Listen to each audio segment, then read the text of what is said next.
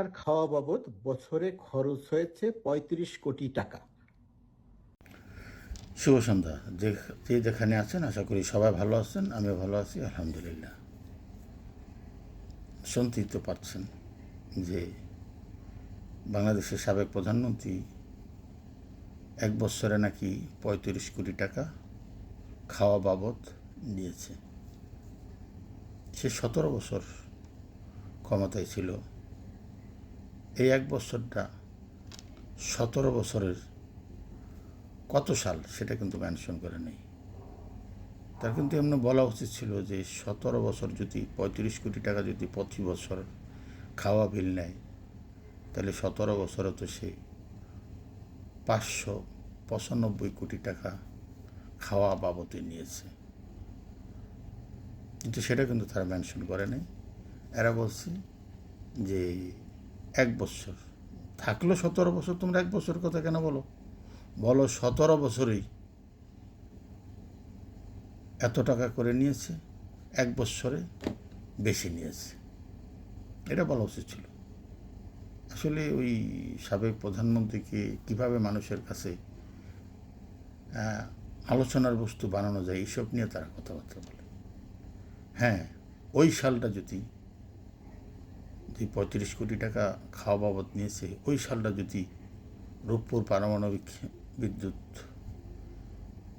যে কন্ট্যাক্ট করেছে তাদের প্রতিনিধি এখানে আসছে কয়েকবার, সেটা যদি হয়ে থাকে এটা কোনো ব্যাপারই না। এটা যদি পদ্মা সেতু নিয়ে আলোচনা করার জন্য আসে ওই সালটা, এটা কোনো ব্যাপারই না। সেটা টার্মিনাল 3 যদি ওইটাও হয়ে থাকে এইটাও কোনো ব্যাপার না। কারণ ওই সময় রাষ্ট্রীয় যদি কোনো প্রোগ্রাম থাকে, প্রধানমন্ত্রীর সাথে ওই প্রধানমন্ত্রী এবং সিনিয়র যারা আসে ওই সময় খরচ হতে পারে। এটা মেনশন করলে যে অর্থমন্ত্রী সংসদে বলছে, এটা তার মেনশন করা উচিত ছিল। যদি এটা করতো তাহলে মানুষের কাছে তার গ্রহণযোগ্যতা বাড়ত। কিন্তু সেটা না বলে সে বলছে বৎসরে সাবেক প্রধানমন্ত্রী ৩৫ কোটি টাকা খাওয়া বিল নিয়েছে। আসলে যদি ৩৫ কোটি টাকা নিয়ে থাকে, সেটা কি সে হীরক না গোল্ড? কী খেল? একটা মানুষ কত টাকা লাগে তার খাওয়ার? কারণ এরকম কোনো এই ১৭ বছরে সাবেক প্রধানমন্ত্রীর খাওয়া নিয়ে এরকম কোনো আহরণ কোনো আলোচনা আমরা শুনি নাই।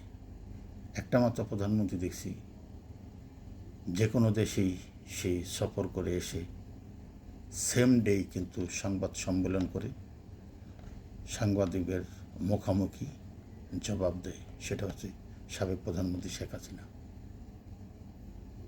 সে কোনো খাওয়া নিয়ে যদি পেঁয়াজের কথা বলে, সে বলে যে পেঁয়াজ এখন আমরা খাবো না, অন্য জিনিস খাবো।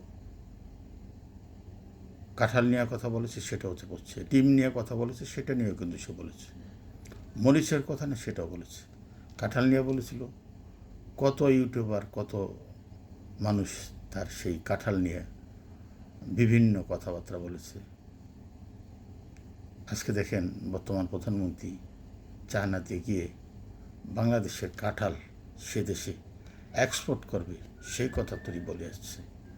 যেটা শেখ হাসিনা 2022-এ বলছে, এখনকার প্রধানমন্ত্রী 17 বছর বিদেশে থেকে অভিজ্ঞতা নিয়ে শেখ হাসিনার কথা এখন বলছে।